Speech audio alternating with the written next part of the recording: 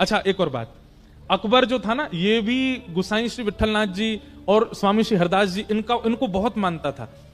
प्रसंग आता है कि अकबर का जो, जहां वो नमाज पढ़ता था, जो उसका पूजा घर था, वहां 5 चित्र लगा रखे थे उसने। उसमें एक स्वामी श्री हरदास जी का जो चित्र मिलता है ना, हाथ में वीणा लेकर के, एक तारा लेकर के, और जो बैठे, वो चित्र अकबर ने ही बनवाया था। क्योंकि अकबर के मन में हमारे स्वामी श्री हरदास जी को देख करके ऐसा वैराग्य आया, वो सब छोड़ करके निधिवन राज में ही रहना चाहता था, स्वामी जी की सेवा में। स्वामी जी बोले, जे अगर यहां रहेगो तो यहाँ के चक्कर में दुनिया भर के सबरे लोग यहां आवेंगे, पूरे वृंदावन को रूप बिगाड़ देंगे। तो स्वामी जी ने उसको आज्ञा की, भैया सुनो, तुम वृंदावन में मत रहो, तुम तो दिल्ली रहो, तुम तो राज शासन ही करो। तो वो बोला, स्वामी जी मैं आपके रूप को देखे बिना रह नहीं सकता। तब किसी ने कही, बोले देखो आप पे तो बड़े बड़े चित्रकार हैं, स्वामी जी का एक चित्र बनवा लो, अपने पास रखना। तब अकबर ने स्वामी जी का चित्र बनवाया और चित्र लेकर के दिल्ली गया, और जहां वो नमाज करता था वहां पर उसने 5 भक्तों के चित्र रखे। उसमें गोसाई विठलनाथ जी, स्वामी श्री हरदास जी, और संभवतः भक्तिमती मीराबाई, ऐसे गोस्वामी तुलसीदास जी, ऐसे 5 चित्र थे उसके पास। अपनी नमाज आदि करता था, उसके बाद 5 भक्तों को प्रणाम करता। अकबर पर कृपा तो थी संतों की। तो अकबर की जो ये पत्नी थी ताज बेगम, इनको वृंदावन आने की बड़ी रुचि थी, तो ये वृंदावन कभी कभी जाती थी। एक बार इन्होंने जाकर के गोसाई श्री विठलनाथ जी से कहा, ऐसा कोई मंत्र दे दीजिए कि मेरे पति मेरे वश में हो जाएं, और वश में करके मुझे कुछ और नहीं करना है, बस उनसे यह कहलवा देना कि तुम सदा के लिए वृंदावन चली जाओ। ऐसा कोई ताबीज बना दो, गंडा बना दो, मंत्र दे दो, जिससे मेरे पति मेरे वश में हो जाएं। तो गोसाई श्री विठलनाथ जी ने भोजपत्र पर कुछ लिखा और लिख करके उसको ताबीज में डाल करके और ताज बेगम को पहना दिया। ताज बेगम जब दिल्ली आई तो उसके गले में, अकबर की अन्य पत्नियों ने जब ताबीज देखा तो उन्होंने अकबर के कान भर दिए, बोले कि हमें पता चलिए गुप्तचरों से, आपको अपने वश में करके, और ये कुछ षड्यंत्र करना चाहती हैं अपने भाइयों को पूरे भारत का राज शासन दिलाने के लिए। गोसाई श्री विठलनाथ जी से ताबीज बनवा के आई है ताज बेगम, ताकि आपको वश में कर सके। अकबर तो अकबर है, उसके लिए कोई रोक टोक थोड़ी, तुरंत पहुंच गया ताज बेगम। बोले ये ताबीज खोल के दिखाओ, उसमें क्या लिखा है। पढ़ा तो ताज बेगम ने भी नहीं था उसमें लिखा क्या है, पर गोसाई जी ने उसमें लिखा था, यंत्र मंत्र और तंत्र सो भूल करो जन कोय। बोले भैया यंत्र मंत्र तंत्र तोना टोटका इन सब में ज्यादा विश्वास मत करो। तो और अगली पंक्ति क्या लिखी थी, पति कहे सोई कीजिए, पति जो कहे वो करिए, वह आप ही वश होए। गोसाई जी ने लिखा था, तंत्र मंत्र पर विश्वास मत करो, पति की बस आज्ञा मानो, पति की आज्ञा मानने लग जाओगे, वो अपने आप ही आपका हो जाएगा। इस बात को पढ़ करके अकबर को इतना अच्छा लगा, बोले देखिए इन्होंने कितनी अच्छी बात लिखी, तंत्र मंत्र पर भरोसा मत करो, पति की आज्ञा मानो, पति जो कहे उससे अपने आप ही पति आपका हो जाएगा। तुरंत ताज बेगम को लेकर के वृंदावन गया और गोसाई श्री विठलनाथ जी को जाकर के उसने प्रणाम किया। उसने कहा, महाराज मैं कुछ देना चाहता हूं। तो गोसाई श्री विठलनाथ जी ने कही, बोले एक काम करो, हमारे श्रीनाथ जी के लिए गौचारण के लिए भूमि प्रदान करो। 500 एकड़ जमीन अकबर ने श्रीनाथ जी और नवनीत प्रिया जी के गौचारण के लिए प्रदान की। आज भी गिरिराज जी में गौचारण भूमि जो है, ये अपना पारासौली, चंद्र सरोवर आदि, ये सब अकबर ने प्रदान किए थे ठाकुर जी को। एक दिन ताज बेगम का इतना प्रेम ठाकुर जी के प्रति देख करके अकबर ने कहा, देवी आप क्या चाहती हैं? बोले हमको सदा के लिए वृंदावन छोड़ दो। और अकबर ने ताज बेगम को वृंदावन छोड़ दिया। गोसाई जी की शरण में रह करके, उसको मंदिर में तो जाने नहीं दिया जाता था क्योंकि म्लेच्छ थी, खिड़की से दर्शन करती थी श्रीनाथ जी का, खिड़की से दर्शन करती ठाकुर जी का। दर्शन कर करके उसकी ऐसी स्थिति हो गई कि अब ताज बेगम दर्शन नहीं करती है। ताज बेगम मन में सोच लेती है, आज ठाकुर जी ने पीली पोशाक पहनी होगी, टेढ़ा मुकुट पहना होगा, मुकुट पर सेहरा बांधा होगा, मोतीन के श्रृंगार धारण किए होंगे, आज ठाकुर जी को गुलाब का इत्र लगा होगा, कंठ में मोगरा की माला पहनी होगी। मन में सोचती थी, दर्शन करने नहीं जाती थी। और जो दर्शन करके आते उनसे पूछती, आज ठाकुर जी कैसे श्रृंगार में जरा बताना। तो कहते, आज ठाकुर जी ने पीली पीतांबरी पहनी है, पाग पर सेहरा पहना है, मोती की लड़ धारण करी है, गले में मोगरा की माला पहनी। और ये सुनकर के ताज बेगम नाचने लगती थी। क्यों? अब उसको मंदिर जाने की आवश्यकता नहीं है, वो अपनी कुटिया में बैठे बैठे चिंतन करती है और ठाकुर जी वैसे ही श्रृंगार में होते हैं। गोसाई श्री विठलनाथ जी की। तो इसलिए वो ब्रह्म संबंध देते थे, रोज दीक्षा देते थे। क्यों? उनके दीक्षा देते ही जो वैष्णव दीक्षा लेता था उसको तुरंत ठाकुर जी का दर्शन अनुभव होने लग जाता था। और नियम बना लिया कि जब तक दीक्षा एक वैष्णव नहीं बनाऊंगा तब तक जलपान नहीं करूंगा। एक बार क्या हुआ, आज पता नहीं क्या ऐसा योग था, बहुत गर्मी पड़ रही थी, लोग बाग घरों से निकले ही नहीं, कोई गोसाई जी के पास आया नहीं। मध्याह्न का समय हो गया, गोसाई जी भूखे बैठे। क्यों? रोज ब्रह्म संबंध देते हैं, फिर कुछ पाते हैं। तभी आप गोविंद कुंड है गिरिराज जी में, वहां जाकर के बैठ गए और गोविंद कुंड में 2 हंस घूम रहे थे। आपने मन में विचार किया, आज तक मानवों को ठाकुर जी का दर्शन कराया है ब्रह्म संबंध देके, इन जीवों का भी तो अधिकार है। और आपने उन 2 हंस हंसनी के जोड़े के कान में अष्टाक्षर मंत्र देके उनको कंठीमाला पहना दी, और जैसे ही कंठीमाला धारण कराई दोनों के चतुर्भुज रूप हो गए और दोनों का ही निकुंज में प्रवेश हो गया, ठाकुर जी की प्राप्ति हो गई। ऐसे गोसाई श्री विठलनाथ जी, ठाकुर जी से उनका ऐसा संबंध। इनके जीवन में भी एक परीक्षा हुई थी। कृष्णदास अधिकारी जी थे, उनसे इनकी किसी बात पर अनबन हो गई और श्री कृष्णदास अधिकारी जी ने इनके जो दूसरे भाई थे गोपीनाथ जी, उनका भगवत धाम गमन हो गया था। उनकी पत्नी थी और उनका एक बेटा था, बेटे का नाम पुरुषोत्तम था। इन्होंने पूरे गोवर्धन के वैष्णवों को इकट्ठा किया और इकट्ठा करके कहा, भैया देखो, महाप्रभु जी के दूसरे पुत्र श्री गोपीनाथ जी, जो कि भगवत धाम गमन हो गया, उन पर थोड़ी दया आनी चाहिए कि नहीं? ये पूरी सेवा श्रीनाथ जी की गोसाई जी करते हैं, उनका बेटा बेचारा वो सेवा में नहीं जा पाता है। आप सब लोगों को आवाज उठानी चाहिए और गोपीनाथ जी की पत्नी और उनके बेटे को ठाकुर जी की सेवा का अधिकार मिलना चाहिए।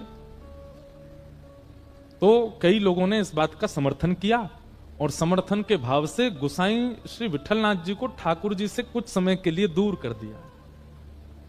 गोपीनाथ जी के पुत्र श्री पुरुषोत्तम जी सेवा करने लगे श्रीनाथ जी की।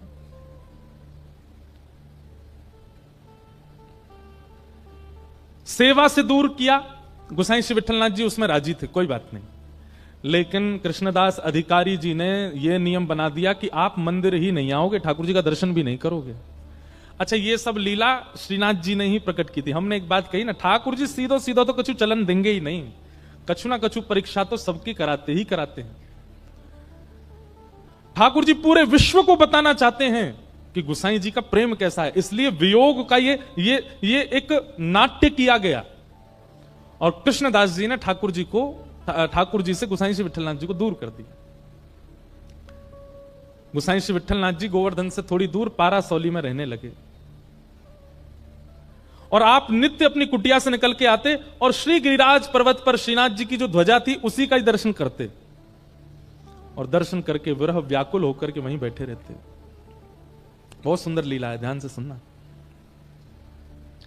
कितने दिन वे जुगे बिन देखे, कितने दिन वे जुगे बिन देखे, कितने दिन वे जुगे बिन देखे, कितने दिन वे जुगे बिन देखे। श्री कुम्मनदास जी का ये पद है। कुम्मनदास जी गाते हैं कब? जब ठाकुर जी को देखे बगैर 5 मिनट निकले थे बस। गुरुदेव की आज्ञा से ठाकुर जी से थोड़ा दूर जाना पड़ा कुम्मनदास जी को, केवल 5 मिनट निकले थे ठाकुर जी को देखे बगैर और श्री कुम्मनदास जी इस पद को गाने लगे। कितने दिन वे जुगे बिन देखे, कितने दिन वे जुगे। हम लोगों को महीना महीना निकल जाता ठाकुर जी को देखे बगैर, हम रह लेते हैं, लेकिन कुम्मनदास जी को 5 मिनट दूर किया गया ठाकुर जी से और कुम्मनदास जी रोते रोते गाने लगे, कितने दिन हो गए ठाकुर जी को देखे बगैर। किनको देखे बगैर? तरुण किशोर रसिक नंद नंदन, तरुण किशोर रसिक नंद नंदन, कछुक उठत मुख रेखे, कछुक उठत मुख रेखे। इस भाव को अगर आप समझ जाओ तो आप शहंशाह हो। हम बात कह रहे हैं, इस भाव को अगर आप समझ जाओ तो आप शहंशाह हो। क्या? कछुक उठत मुख रेखे। बोले कैसे हैं ठाकुर जी? बोले तरुण किशोर, युवा हैं, छोटे से 7-8 वर्ष के हैं ठाकुर जी, तरुण किशोर रसिक नंद नंदन। नंद नंदन कैसे? बोले तरुण किशोर हैं। कछुक उठत मुख रेखे। 8-9 वर्ष का बालक जो होता है उसकी दाढ़ी मूछ नहीं आती, पर अगर आप उसको बहुत पास से देखेंगे ना तो स्वर्ण कलर, जैसे स्वर्ण का रंग होता है ना, उस रंग के कुछ कुछ कुछ कुछ उसके थोड़े थोड़े थोड़े थोड़े केश निकल आते हैं मुखमंडल पर। वो दिखाई नहीं देते। कोई बहुत प्रकाश करके देखो, तिरछी आड़ी लाइट करके देखो, तब जाकर के वो थोड़े थोड़े वो केश के अंग दिखाई देते हैं। कुम्मन दास जी कह रहे हैं, बोले नंद नंदन को देखे बगैर और उनके मुखमंडल पर प्रकट जो वो छोटे छोटे छोटे छोटे छोटे छोटे श्वेत वर्ण के जो केश हैं वो देखे बगैर, कछुक उठत मुख रेखे। दाढ़ी मूछ नहीं आती ठाकुर जी को, पर वो रेखाओं का दर्शन भी कुम्मन दास जी को हो जाता है। कितनी बड़ी दर्शन की भाव हमको होते हैं। हमें तो कछु ना है वो है, हम तो बस सुन वेले में ही सीमित हैं। वह शोभा वह कांति वदन की, वह शोभा वह कांति बदन की। कैसी लगती है? ऐसा मन करता है कि कोटिक चंद विशेखे, कोटिक चंद विशेखे। करोड़ों चंद्रमाओं को मुट्ठी में लेकर के ठाकुर जी पर वार दूं, इतने सुंदर लगते हैं। किते दिन वे जुगे बिन देखे, दिन वे जुगे बिन। तो गोसाई श्री विठलनाथ जी ठाकुर जी से दूर कर दिए। गोसाई जी दूर से ही ठाकुर जी की ध्वजा का दर्शन करते हैं। लेकिन ऐसा नहीं है कि विरह केवल भक्त को होता है, विरह ठाकुर जी को भी होता है।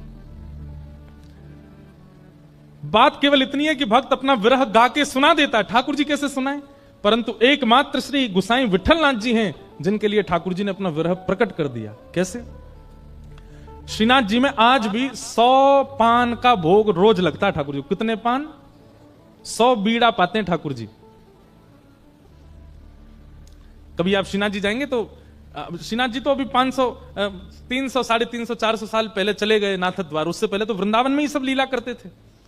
आज भी आप देखोगे राजभोग के बाद मुखिया जी आएंगे और पान की बीड़ा ठाकुर जी से मुख से छुपाएंगे और फिर रखेंगे। कभी अगर प्रसादी में ठाकुर जी की बीड़ा मिलती है, एक बार को अन्य प्रसाद मिले तो सब में बांट दियो, पर बीड़ा मत बांटियो, बीड़ा तो स्वयं पाइयो।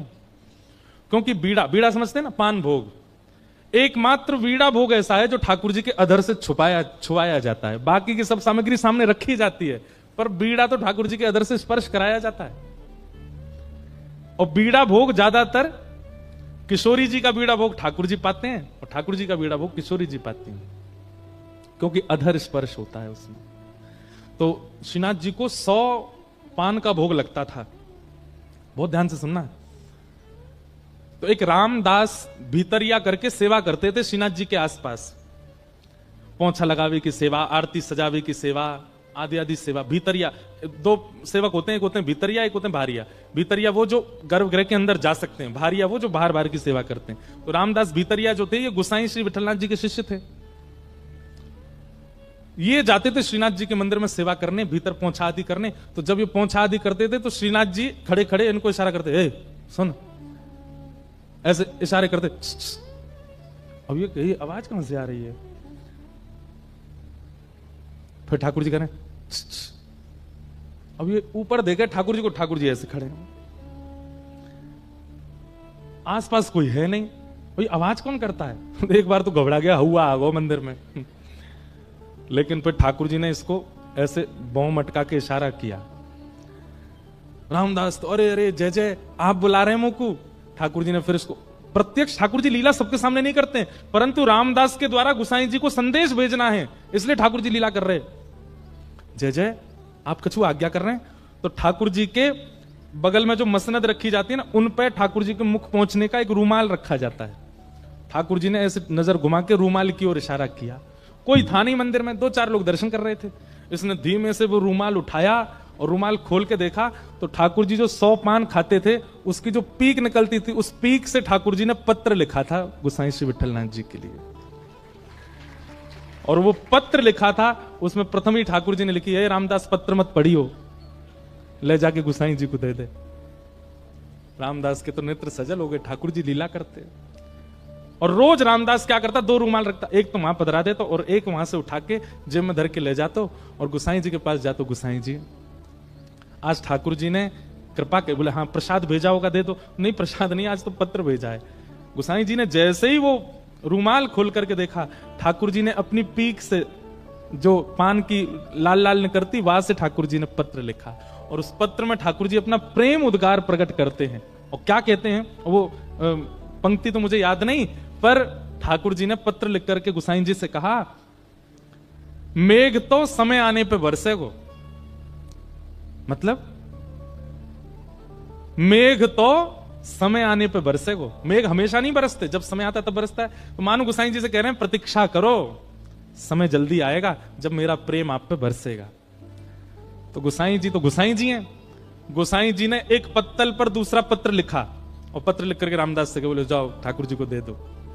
और गोसाई जी ने क्या लिखा, बोले मेघ तो समय आने पे बरसेगा, पर चातक पक्षी जानते हैं नाम, एक तो आजकल लोग जानते नहीं, इतनी व्याख्या करनी पड़ती है। चातक पक्षी जो होता है वो पूरे साल प्यासा रहता है। उसका नियम है वो नदी का पानी नहीं पिएगा, वो पोखर तालाब का पानी नहीं पीता। चातक पक्षी जो होता है वो पहली वर्षा होती है और उसका जब बिंदु गिरता है उसी का जल पीता है, उसको कहते हैं चातक। और चातक पक्षी का नियम होता है वो चहकता कैसे है, प्यासा हूं प्यासा हूं। जो पहाड़ों में रहते हैं, हिमाचल के लोग होंगे, कश्मीर, उनको चातक पक्षी की आवाज आती होगी सुबह, प्यासा हूं, वो ऐसे ही बोलता है। तो ठाकुर जी ने पत्र लिख करके भेजा, मेघ तो समय आने पे बरसेगा। गोसाई जी ने पत्र लिख करके भेजा, मेघ तो समय आने पे बरसेगा, पर चातक अपनी पुकार क्यों छोड़े, चातक तो पुकारेगा। मेघ चाहे जब बरसे, पर चातक प्यासा हूं प्यासा हूं प्यासा हूं, ये तो गाएगा ना। श्याम घन कब बरसे गो आए, श्याम घन कब बरसे गो। हमारे भारत में हनुमान प्रसाद पोद्दार जी, पूज्य भाई जी, उनका ये पद है। सब लोग बहुत ध्यान से सुनो, बहुत अच्छा पद है। अब हम बस ये पद गा करके फिर कथा को विश्राम देंगे। सब लोग गाना मेरे साथ। श्याम घन कब बरसे गो आए, श्याम घन कब बरसे गो आज, श्याम घन कब बरसे गो आज, श्याम घन कब बरसे गो आज, श्याम घन कब बरसे गो आज, श्याम घन कब बरसे गो आज। कब यह हृदय संताप मिटे गो, कब यह हृदय संताप मिटे गो, कब यह हृदय संताप मिटे गो, कब यह हृदय संताप मिटे गो। विरह निदाग निसाए, विरह निदाग निसाए, श्याम घन कब बरसे गो आए, श्याम घन कब बरसे गो आज, हे श्याम घन कब बरसे गो आए, श्याम घन कब बरसे गो आज। कब मन मन मयूर नचे गो, कब मम मन मयूर नचे गो, मयूर कब नाचता है, जब बादल बरसते हैं। कब मम मन मयूर नचे गो, कब मम मन मयूर नचे गो, उर आनंद न समाए, उर आनंद न समाए, कब चित चातक चहक उठेगो, कब चित चातक उठेगो, कब चित चातक चहक उठेगो, कब चित चातक चहक उठेगो, श्याम प्रेम जल पाए पाए, श्याम प्रेम जल पाए, श्याम घन कब बरसे गो, श्याम घन कब बरसे गो, हे श्याम घन कब बरसे गो, आय श्याम घन कब बरसे गो, श्याम मिलन बिन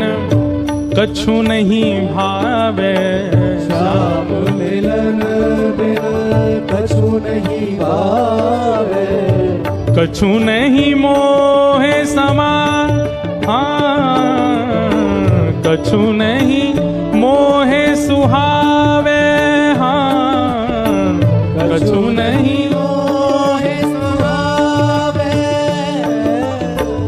श्याम मिलन रस ही साचो रस, श्याम मिलन रस ही साचो रस, जीवन में रस समाए श्याम घन, जीवन रस रस समाए श्याम घन, जीवन रस सो समाए श्याम घन, जीवन रस सो समाए श्याम घन कब बरसे गो, श्याम घन कब बरसे गो, हे श्याम घन कब बरसे गो, ओ श्याम घन कब बरसे गो, ओ श्याम घन कब बरसे गो, श्याम घन कब बरसे गो। और महीनों के लिए ठाकुर जी से दूर कर दिया गुसाई जी को। पर एक दिन अकबर को यह बात पता चली कि हमारे प्रिय श्री गुसाई जी को उनके ठाकुर की सेवा से दूर कर दिया कृष्णदास ने, तो अकबर ने अपनी सेना भेज करके कृष्णदास जी को कारागृह में डाल दिया। गुसाई जी को फिर से सेवा मिल गई, परंतु गुसाई जी सेवा में तो आ गए, पर उन्होंने प्रण दिया जब तक कृष्णदास मुक्त नहीं किए जाएंगे तब तक हम अन्न जल ग्रहण नहीं करेंगे। अन्न सन पे बैठ गए। कृष्णदास जी मुक्त हुए। कृष्णदास जी को जब ये बात पता चली कि गुसाई जी को मैंने दूर किया ठाकुर जी से, और ये ऐसे प्रेमी कि मैं कारागृह में गया तो इन्होंने अन्न जल का त्याग कर दिया। कृष्णदास जी ने बहुत प्रार्थना करके क्षमा मांगी गुसाई जी से। गुसाई जी बोले नहीं, मुझे सब पता है, ये ठाकुर जी की लीला है, इन्हें बहुत ज्यादा पास कोई रहवे लग जाए तो इनको मन करे या इन्हें दूर करो, या कि प्रेम की बथा ने पहचानो कैसो है। ये मेरे प्रेम की परीक्षा ले रहे थे, मैं जानू ये तुम्हारे मन की इच्छा नहीं थी, ये इनकी इच्छा थी। लाला बड़ो नटखट है हमारो, ऐसे गुसाई जी की। फिर बाद में ऐसी लीला आती है कि कृष्णदास जी को इसका दंड मिला। एक भक्त को ठाकुर जी से दूर किया और दंड क्या मिला कि सुबह सुबह जल भरने के लिए कुआं में गए और पांव फिसल गए और कुआं में गिर के उनकी मृत्यु हुई। परम भागवत कृष्णदास, जिनका एक प्रसिद्ध पद में गाता हूं, मेरो मन गिरधर छवि पे अटक्यो, ये पद कृष्णदास जी का ही है। ऐसे परम भागवत की ऐसी अधोगति, कुआं में गिर के प्राण निकलना। अब तो पूरे ब्रजमंडल में हल्ला मच गो, बोले कहा कृष्णदास भूत बन गो है। ब्रजवासी बड़े भोले हो, में सब ने हल्ला मचा दिया, बोले कृष्णदास कुआं में गिर के मरो, भूत बन गो है। ये खबर पहुंची निधिवन राज में स्वामी श्री हरदास जी के पास। स्वामी जी को जैसे ये खबर पड़ी कि भैया कृष्णदास जैसा परम भागवत भूत बन गया, ये हो नहीं सकता। हम मानते हैं कि उन्होंने आचार्य अपराध किया था और उसका दंड उनको मिला कि उनकी मृत्यु सहज नहीं हुई, सरल नहीं हुई, लेकिन वो मृत्यु के उपरांत भूत बन गए, ये बात बिल्कुल सर्वथा गलत है। जीवन भर भगवान का नाम गाने वाला भूत कैसे बन सकता है? तो महाराज स्वामी श्री हरदास जी ने निर्णय लिया कि चलो गोवर्धन। बोले काय को? श्रीनाथ जी से ही पूछेंगे कि आपका नाम गाने वाला भूत कैसे बन सकता है, और यदि वो भूत बना तो आपके नाम में इतनी सामर्थ्य नहीं कि जीवन भर आपका नाम गाने वाला प्रेत बन गया। और स्वामी जी ने निर्णय जैसे लिया तो पूरा वृंदावन इकट्ठा हो गया। हितरवंश महाप्रभु, गोपाल भट्ट गोस्वामी, रूप सनातन गोस्वामी, जितने वृंदावन के आचार्य थे सब निधिवन में इकट्ठे हो गए और सब निकल पड़े गिरिराज जी। वो श्रीनाथ जी से जाके पूछेंगे कि कृष्णदास भूत कैसे बनो। अब देखो बहुत ध्यान से सुनना है, इसके बाद हम कथा विराम देंगे पक्का। हमारा मन ना करो विराम देवे को, बात तो ये है, हमको रह रहे की लीला याद आती है। जय हो। अब सुनो, कल हमको बहुत याद आएगी आप लोगों की। सुनाम में भक्त तो आवेंगे खूब सारे, पर अमृतसर वाले पद पीछे पीछे गाते हैं इसलिए हमको अच्छे लगते हैं। कोई भी पद गाओ सब साथ गाते हो आप, तो कृपा करियो एक आध दिन आप पहुंच जाइयो, 3 घंटा ही तो दूर हैं। हम नहीं बुला रहे, आप देखना खुद मचल के आओगे, ठाकुर जी की याद आएगी आपको। तो सुनो, जय हो। तो अब प्रत्यक्ष रूप में तो स्वामी श्री हरदास जी, हितरवंश महाप्रभु, गोपाल भट्ट गोस्वामी, रूप सनातन गोस्वामी, हरिराम व्यास जी सब अपने ब्रजवासियों की टोली लेकर के गिरिराज जी जा रहे हैं। पर निकुंज की भाव में कौन जा रहा है? स्वामी जी के रूप में ललिता जी, हरिराम व्यास जी के रूप में विशाखा जी, गोपाल भट्ट गोस्वामी जी के रूप में गुणमंजरी, रूप मंजरी, ये सारी सखियां ही तो जा रही हैं ठाकुर जी से लड़वे। अब वैष्णवों को तो दिख रहा है कि भाई ये सब आचार्य चरण जा रहे हैं, परंतु श्रीनाथ जी वहां गिरिराज जी में ऐसे खड़े थे, गुसाई जी श्रृंगार कर रहे थे। सो ठाकुर जी के हाथ कांपन लगे और ये भुजा कांपन लगी, मोह कांपन लगो। गुसाई जी बोले जय जय जय जय, कहा भयो? ठाकुर जी बोले सबरी लड़वे आ रही हैं मोते, ये ललता विशाखा रूप मंजूरी सबरी मोते लड़वे आ रही हैं, मुंह पे जो है का मुंह पे आके मेरी छाती पे खड़ी आ जाएंगी, मुंह गारी देंगी आके सामने। अब कलयुग में तो वो सब हितरवंश महाप्रभु, हरिराम व्यास आदि सब ये तो आचार्य हैं, पर निकुंज में तो सब सखियां हैं। गुसाई जी तुम एक काम करो, बोले कहा इन सबन को राधा कुंड पे ही रोक दो। अगर जी गिरिराज जी आ गए जो मुंह को बहुत गारी देंगी समन सामने आके, और मैं डर जाऊंगा, मैं तो लाला हूं यहां पे।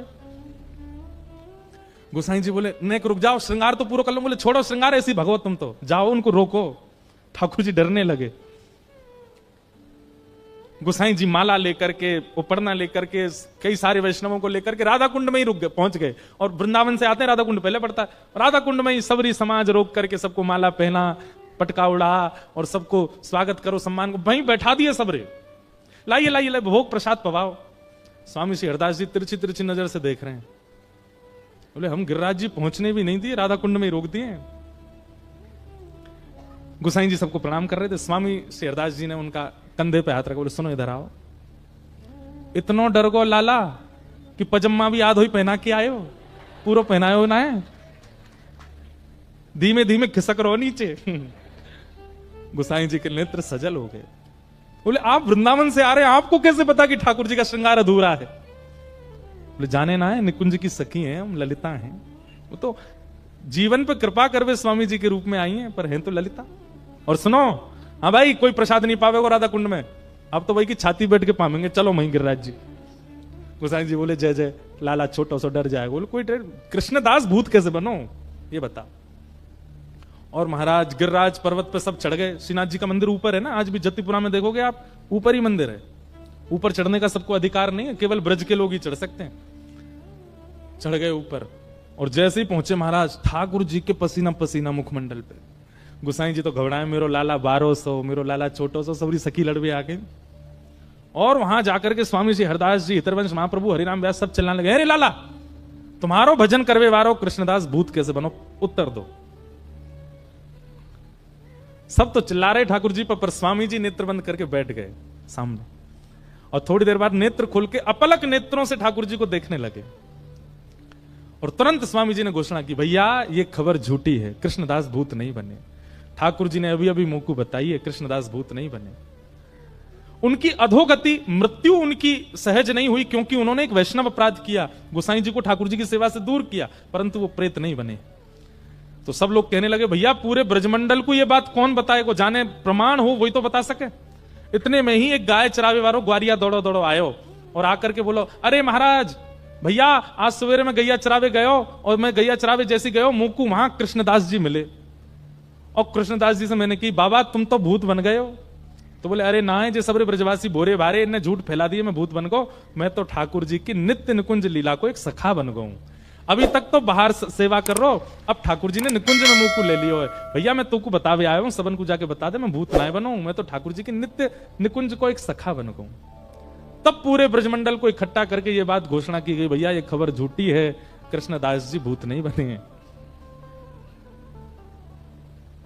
गुसाई जी के पास जाके स्वामी शेरदास जी बोले, या हमारे आए हम गिरिराज जी, अगर हम नहीं आते तो ये बात फैली ही रहती कि कृष्णदास जी भूत बने, हमारे भय के कारण, और धीमे से कान में कह गए, भूत बन भी गए होगा तो हमारे कारण भूत योनि ते निवृत्त है के सखी योनि में चलो, ठाकुर जी की नित्य लीला में प्रवेश करो, या हमारे आए हम गिरिराज जी।